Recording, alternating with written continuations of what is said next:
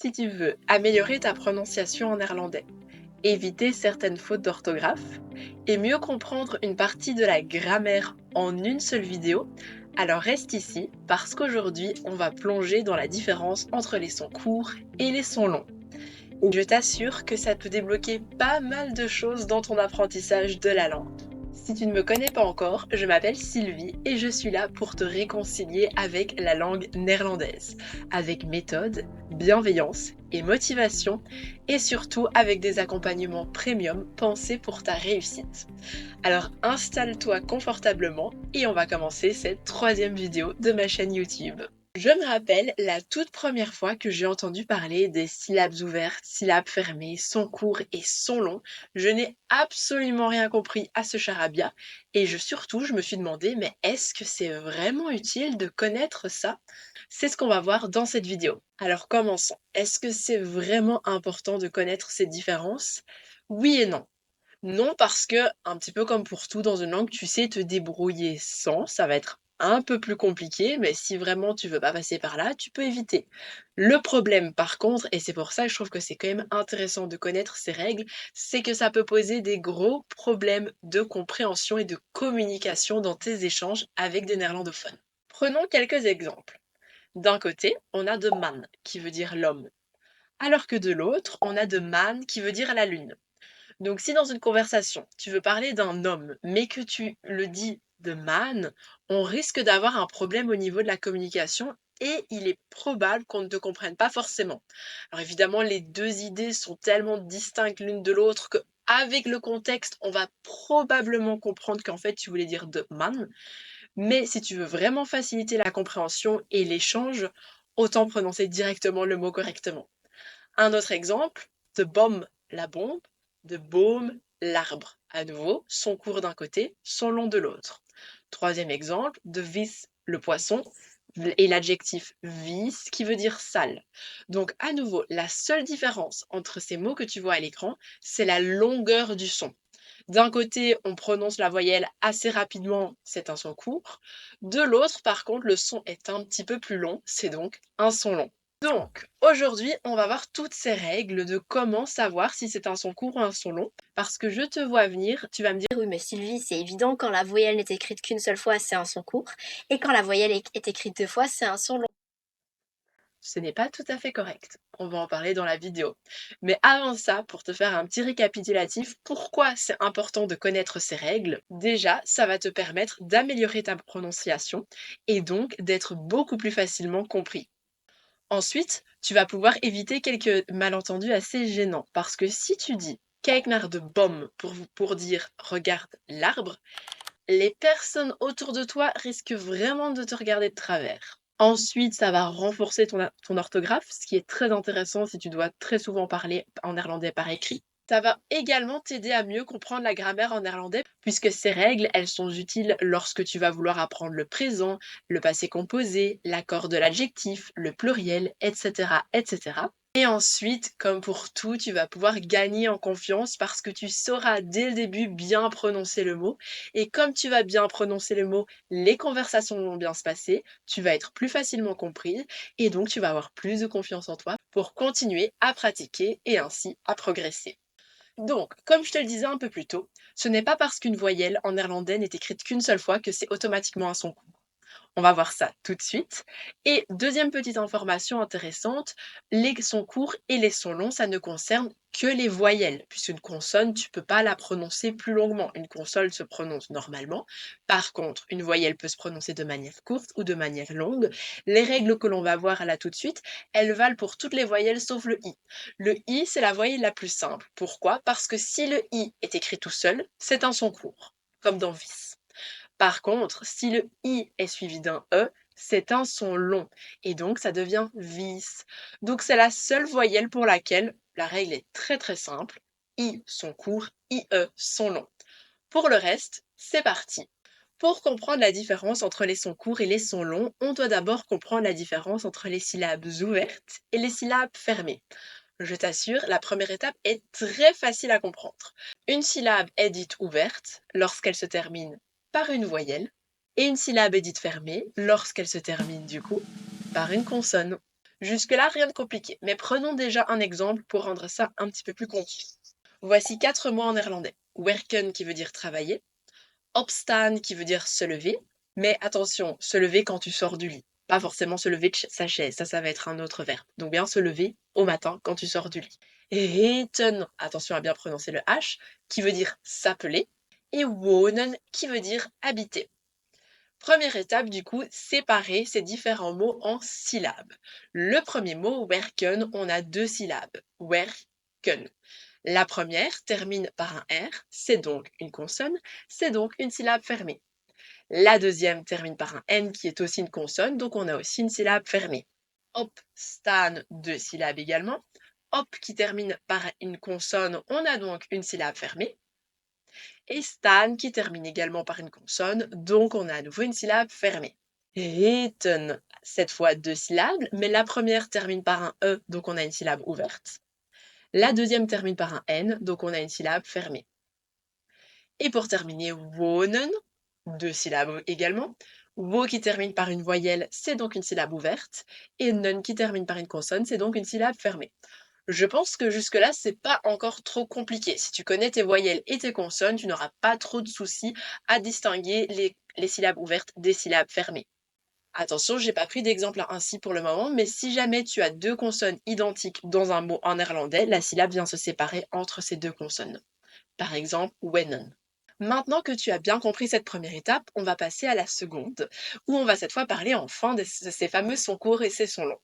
Alors, il y a déjà quelque chose que tu fais normalement spontanément et qui est tout à fait correct jusqu'ici, c'est que lorsqu'on a 2 voyelles identiques, écrites l'une à côté de l'autre du coup, en néerlandais, c'est automatiquement un son long. Donc dans ce cas-là, tu pas besoin de regarder si c'est une syllabe fermée, une syllabe consonne. Si tu vois 2 voyelles identiques, c'est un son long et donc tu vas le prononcer de manière un petit peu plus longue.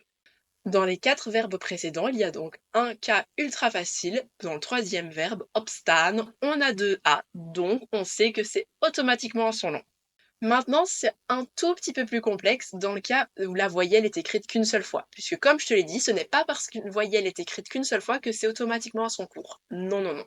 Il va falloir retenir qu'une voyelle qui n'est pas doublée, donc une voyelle qui n'est écrite qu'une seule fois, est un son court dans une syllabe fermée, donc une syllabe qui termine par une consonne, et un son long dans une syllabe ouverte, donc une syllabe qui termine par une voyelle. Reprenons nos exemples parce que là, ça fait un petit peu trop théorique à mon goût. Werken. Wer est une syllabe fermée, comme on l'a dit, puisque ça termine par un R. La voyelle n'est écrite qu'une seule fois. Elle n'est pas doublée. Et donc, une voyelle qui n'est pas doublée est un son court dans une syllabe fermée. C'est le cas ici. C'est pour ça qu'on dit werken et pas werken. Alors tu vas me dire, oui Sylvie, mais c'est quoi la différence concrète entre le E court et le E long? Le cas du E est un petit peu spécial. Si c'est un E long, ça va être automatiquement E, donc l'équivalent de notre E accent aigu en français. Par contre, si c'est un son court pour le E, ça va soit être E, l'équivalent de notre E accent aigu, ou soit E. Ça va dépendre. Ça, pour la différence entre ces deux-là, entre le E et le E, il n'y a malheureusement pas de règle, ça va être à apprendre au fur et à mesure. Ça peut paraître un petit peu embêtant au début, mais logiquement, si tu es accompagné ou si tu suis des cours, tu apprends directement la bonne prononciation et tu verras qu'à force d'avancer dans la langue, tu vas avoir ce feeling où on n'aura plus besoin de te prononcer tous les mots, tu le sauras à force de parler, de pratiquer, tu sauras directement si tu prononces un E ou E. Mais en tout cas, le E long se prononce E. Dans la deuxième partie, on a donc, comme on a dit, une syllabe fermée puisqu'elle termine par la consonne N. La voyelle n'est écrite qu'une seule fois, et donc une voyelle qui n'est pas doublée est un son court dans une syllabe fermée. Et donc ici, c'est un son court. Est-ce que ça va devoir se prononcer E ou E, c'est à retenir par cœur, mais je peux déjà te dire à l'heure actuelle que tous les mots en néerlandais qui terminent par EN se prononcent un, donc un E comme un E français. Ce qui nous donne werken. Donc deux sons courts, juste avec le E qui est un petit peu embêtant puisque des fois il se prononce E comme au début du mot, et des fois il se prononce E comme à la fin du mot. Mais dans tous les cas, il ne fallait pas dire werken ou que sais-je. Deuxième exemple, opstaan. Donc on a déjà dit stan, c'est un son long puisqu'on a deux A, donc pas besoin de réfléchir. Dans la première partie, on a une syllabe fermée. La voyelle n'est écrite qu'une seule fois. Et donc une voyelle qui n'est pas doublée est un son court dans une syllabe fermée. Et c'est pour ça qu'on dit opstaan et pas opstaan. Donc la différence au niveau du O, O, O. Je pense que tu le vois à la forme de ma bouche. Le O, on ouvre plus la bouche en hauteur. Le O, on forme plus un rond O. Le O long, de toute façon, est comme le O du français. Donc celui-là, tu n'auras aucun souci à le prononcer. Pour le O court, tu étends un peu plus ta bouche en hauteur. Opstaan. Troisième exemple, et ça devient intéressant, reten. On avait donc dit deux syllabes. La première est une syllabe ouverte puisqu'elle termine par une voyelle. Et la règle, elle dit, une voyelle qui n'est pas doublée, ce qui est le cas ici, est automatiquement un son long dans une syllabe ouverte. Donc dans ce cas-ci, on a bien une syllabe ouverte, même si la voyelle n'est écrite qu'une seule fois, ça va être un son long, puisque c'est la règle qui le dit. Donc tu ne vas pas dire hetten ou hutten ou que sais-je, tu vas bien dire heten. Le E en format long se prononce E comme le E aigu en français. Et dans la deuxième partie, à nouveau, on a une syllabe fermée qui termine par une consonne. Et une voyelle qui n'est pas doublée est un son court dans une syllabe fermée. Donc, on doit dire E ou E, mais je t'ai déjà donné une petite astuce. Tous les mots qui terminent par EN se prononcent E. Enfin, EN avec le N. Donc, on a reten. Son long, son court. Et on va terminer avec wonen. À nouveau, wo, une syllabe ouverte. La voyelle n'est écrite qu'une seule fois. Et que nous dit la règle, une voyelle qui n'est pas doublée est un son long dans une syllabe ouverte. C'est pour ça qu'on ne dit pas wonen, on dit wonen. Donc le O, comme en français, le O long. Dans la deuxième partie, à nouveau une syllabe fermée puisqu'on a une consonne. La voyelle n'est écrite qu'une seule fois, et la règle nous dit une voyelle qui n'est pas doublée est un son court dans une syllabe fermée. J'espère que tu retiendras cette petite phrase à force de les avoir répétées durant cette vidéo. Donc maintenant, on doit choisir est-ce que c'est E ou E. Mais à nouveau, la petite astuce, quand ça termine par EN, c'est d'office E. Donc ça donne wonen. Et c'est absolument tout ce qu'il y a à connaître pour comprendre la différence entre les sons courts et les sons longs. Donc si on récapitule, les sons courts et les sons longs ne concernent que les voyelles. Quelle est la différence entre les deux? Un son court va se prononcer de manière un peu plus courte que le son long. Et on a certaines différences de son. Pour le E long se prononce E, comme le E accent aigu du français. Le E court se prononce E ou E, à apprendre au fur et à mesure de ton apprentissage. Le O long se prononce O, le O court se prononce O. Le A long se prononce A, comme en français, alors que le A court va plutôt se prononcer A. Donc à nouveau, on étend un peu plus la bouche en longueur. Au niveau du U, j'ai pas vraiment l'impression qu'il y a une grande différence au niveau de la prononciation. Simplement, le U long est plus long que le U court, fatalement. Par exemple, VUR pour le son long et BUS pour le son court. Il se peut qu'en fonction des dialectes, en fonction des régions, donc de là où tu regardes cette vidéo et de l'accent auquel tu es habitué en néerlandais, il se peut que tu entendes une petite différence. Ce sont vraiment des choses qui vont un peu varier en fonction de l'endroit où tu te trouves en Flandre ou aux Pays-Bas. Donc ça, le meilleur conseil que je puisse te donner, c'est de bien écouter les natifs qui sont autour de toi. Et pour terminer, il nous reste plus que le I. Le I long s'écrit toujours IE. Le I n'est jamais doublé. Donc IE est un I long. Et le I tout seul est un I court et est prononcé de manière plus brève que le I long. Au niveau des règles, une syllabe est ouverte lorsqu'elle se termine par une voyelle, une syllabe est fermée lorsqu'elle se termine par une consonne, une voyelle qui est doublée, donc deux voyelles identiques écrites l'une à la suite de l'autre, est automatiquement un son long. Pas besoin donc de réfléchir si c'est une syllabe ouverte ou syllabe fermée. Non, deux voyelles identiques égale son long. Une voyelle qui n'est pas doublée est un son court dans une syllabe fermée et un son long dans une syllabe ouverte. À partir de maintenant, tu as absolument tout en ta possession pour améliorer ta prononciation à ce niveau-là, pour éviter certaines fautes d'orthographe et pour mieux comprendre certains aspects grammaticaux que tu verras au fur et à mesure de ton apprentissage.